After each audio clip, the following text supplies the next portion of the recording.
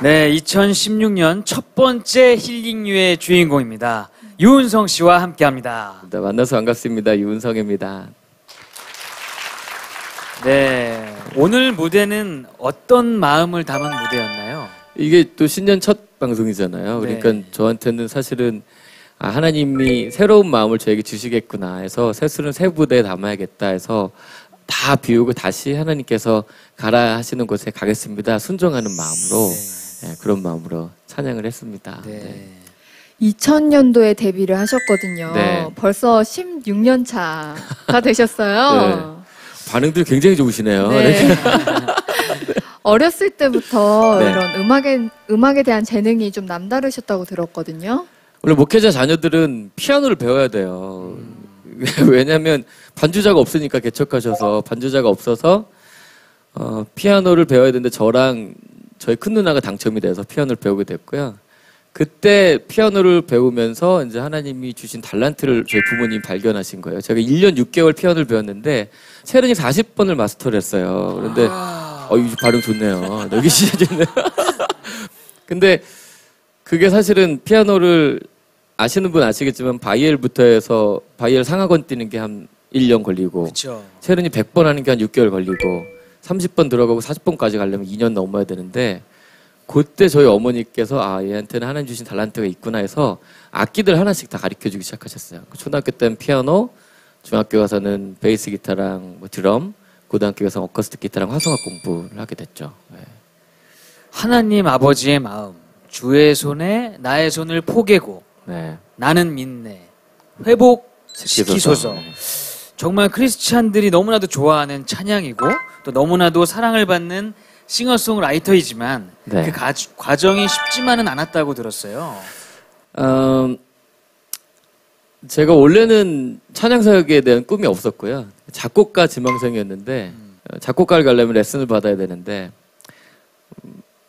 그 당시에 성전 건축을 아버지께서 이제 교회 성전 건축을 하셔서 너무 어려워진 거죠. 다 하나님께 드렸어요. 다 드려서 어려워서 그리고 나서 음악 안 하겠다고 저는 선교사 되겠다고 선교학과에 지망해서 선교학을 공부를 했어요. 했는데 그때 제가 만들었던 한 노래가 가요계로 알려지면서 가요음반 제안을 받게 된 거예요. 그래서 가요음반 준비하다가 만약에 음악을 해야 된다면 전 찬양하고 싶다고 그래서 가요 회사에 다시 얘기하고 나왔죠. 나와서 찬양한 음반을 2년 동안 준비해서 만들었는데 그 음반이 부도가 났어요. 그 음반이 부도가 난 게 아니라 음반을 2년 동안 만들었는데 유통회사랑 계약서를 쓰고 났는데 이 유통회사가 IMF 때문에 회사가 부도가 난 거예요. 그래서 음반을 2년 만든 음반에 4,000장을 그대로 반품을 다시 받아서 그때부터 무명 생활을 한 7년?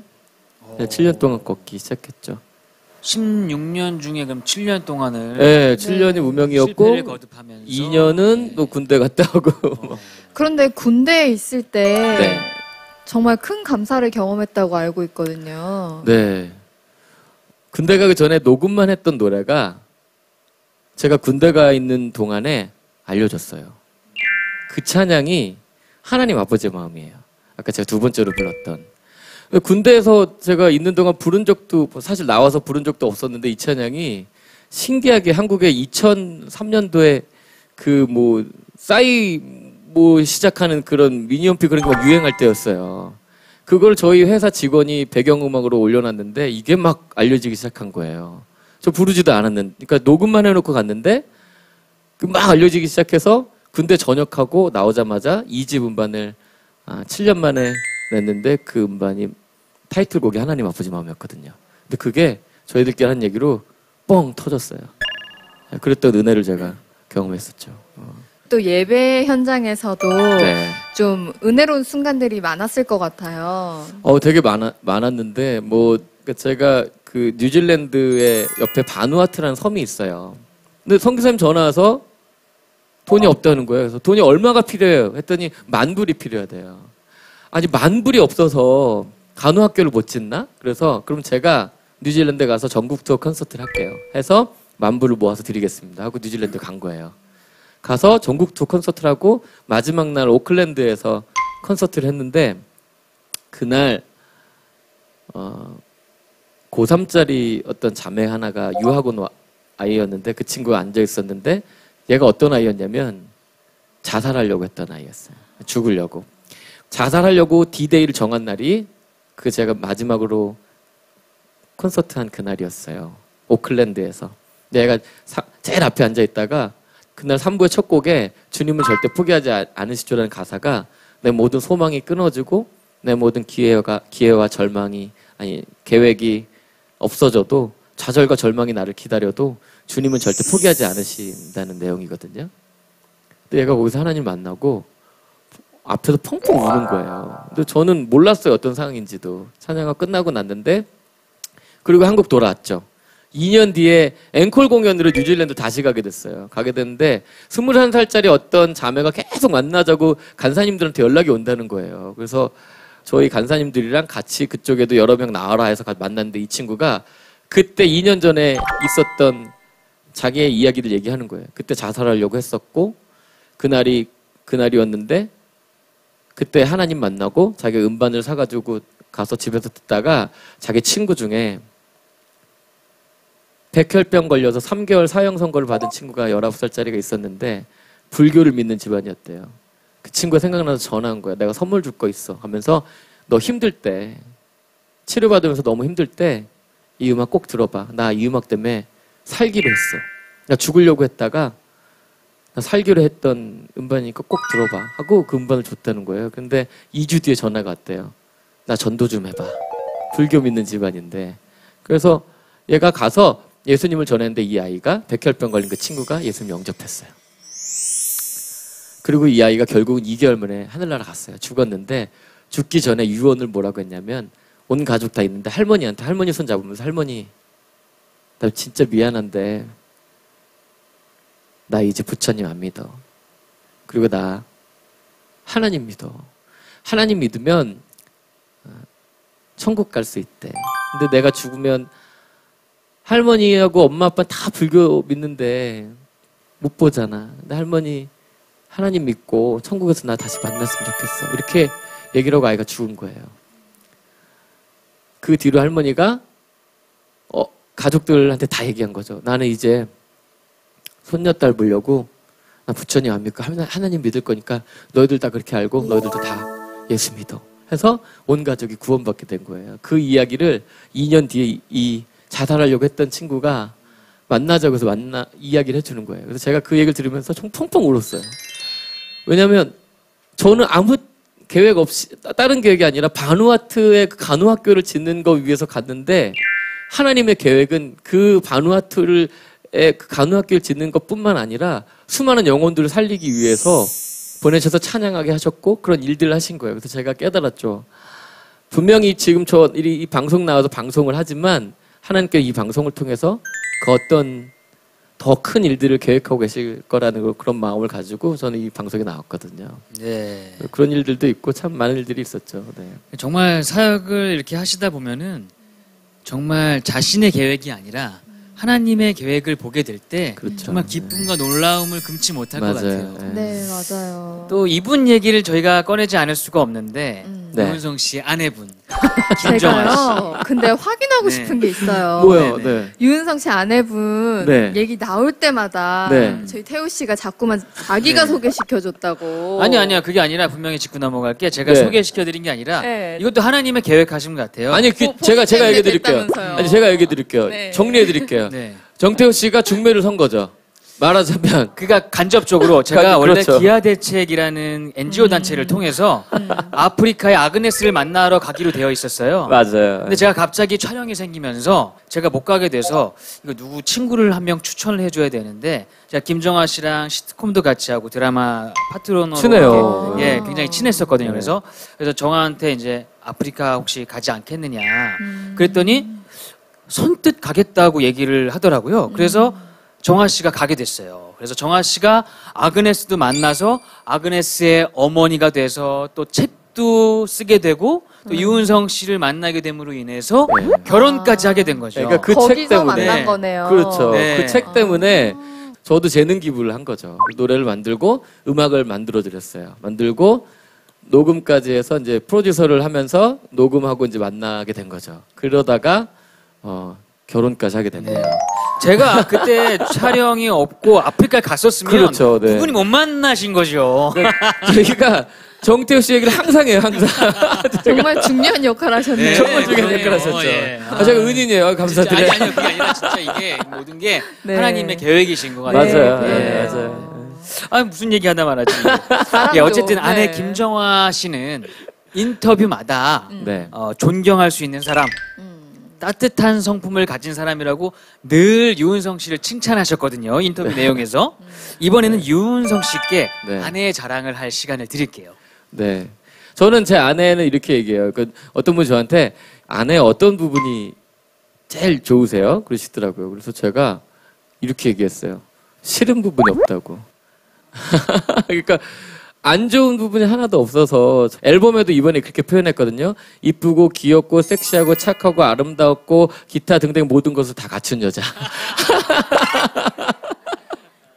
라고 얘기를 하죠. 봤지 김정아? 아, 뭐 깨소금 쏟아지시는데요. 네. 결혼 후에 뭐가 가장 많이 달라지셨어요? 결혼 후에요. 우선은 오늘 방송국 간다고 하니까 아침에 모자부터 이 신발까지 다 이렇게 앞에 걸어놨어요. 그러니까 제 모든 뭐 중요한 뭐 있다 그러면 다 이제 의상을 챙겨주시고 결혼 후에 제일 많이 바뀐 건 우선 그 주부습진이 좀 생기는 거. 아, 그렇게 집안일을 많이 도우세요? 전 깜짝 놀랐어요. 네. 육아하고 집안일은 해도 티도 안 나. 그죠? 제일 큰 반응이었어, 이게. 와, 티도 안 나고 너무 힘들어. 그러니까 너무 힘들고, 그래도 제가, 이 여자들의 위대함을 알게 됐죠. 그래서 결혼하고 나서 제 인생에 가장 많이 바뀐 건 육아와, 집안일. 결혼 후에 이렇게 집안일도 많이 하시고 육아를 하시느라고 앨범이 5년 만에 발표됐습니다. 네, 5집 앨범 진짜 반가운데요. 직접 좀 소개 좀 해주시겠어요? 원래는 좀 그 전에 출시하려고 했었는데, 음반 출시하려고 했던 그 시기에 저희 결혼이 있었어요. 그래서 더 중요한 건 한 사람을 맞이하는 거겠다 싶어서 앨범 멈췄어요. 멈추고 아내랑 결혼하자마자 1년 6개월 동안 미국 가서 살았어요. 살고 미국에서 찬양들을 더 만들었어요. 좋은 곡들, 가사들 묵상하고 해서 가사 쓰고 찬양을 만들고 해서 5년 만에 5집 음반을 아까 첫 곡으로 들으셨던 곡이 이번 앨범은 타이틀곡이 2곡인데요. 그러니까 하나님만이 오해라는 이름으로 5집 음반을 출시를 했어요. 그럼 앞으로 2016년도에는 네. 어떤 꿈을 가지고 계시나요? 저는 이 사역들을 꾸준히 그리고 열심히 묵묵하게 계속 걸어가겠다. 누가 어떻게 해도 손가락질을 해도 하나님을 오해하지 않고 하나님 붙들고 이 길을 걸어가야겠다는 사실은 저의 의지도 담겨져 있어요. 그래서 2016년도는 제가 다시 도약하는, 그러니까 새 음반이 나오면서 다시 활동을 시작하게 됐으니까 열심히 하나님 쓰시는 대로 아까 처음에 이제 오프닝 인사했던 것처럼 가라 그러면 무조건 순종하고 멈춰서라고 멈춰서는 그런 사역들 하려고 계획하고 있습니다. 네. 네.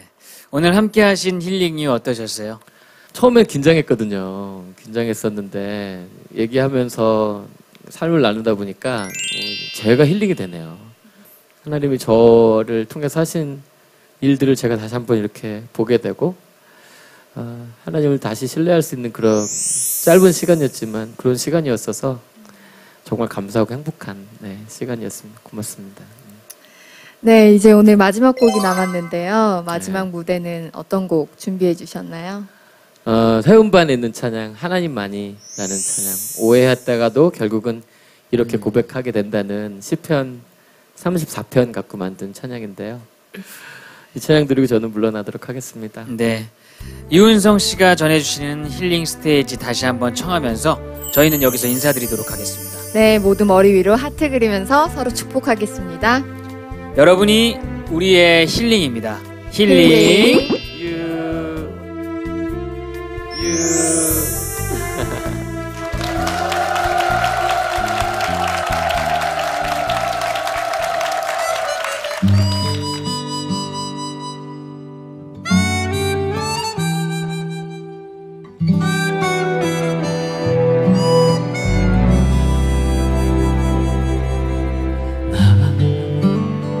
주 소리 그치지 않으리 나를 향한 주의 선하심을 맛보아 알기에 나 주를 사랑하는 내 마음 변하지 않으리 나를 향한 주의 크신 사랑 맛보아 알기에 하나님만이 나를 아시네 하나님만이 날 위로하시네 그의 눈은 나를 향하시고 그의 귀는 내게 기울이시네 하나님만이 날 건지시네 하나님만이 피난처 되시네 내 간구함에 응답하시는 분 주를 찬양하리이다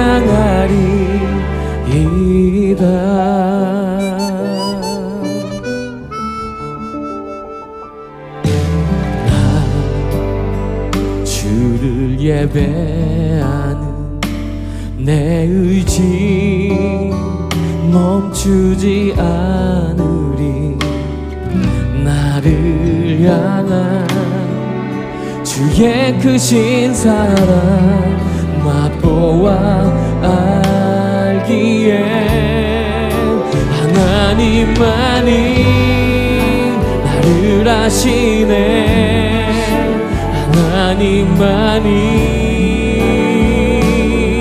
날 위로하시네 그의 눈은 나를 향하시고 그의 귀는 내게 기울이시네 하나님만이 날 건지시네 하나님만이 피난처 되시네 내 간구함에 응답하시는 분 주를 찬양하리이다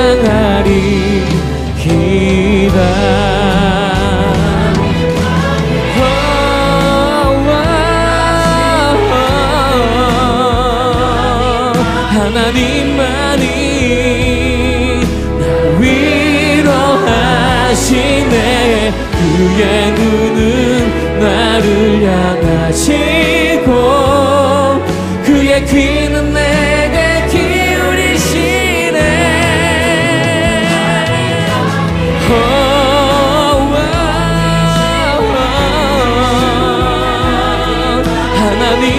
하나님만이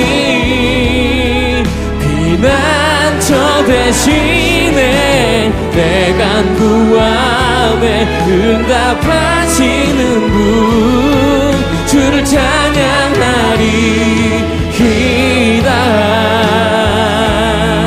주를 찬양하리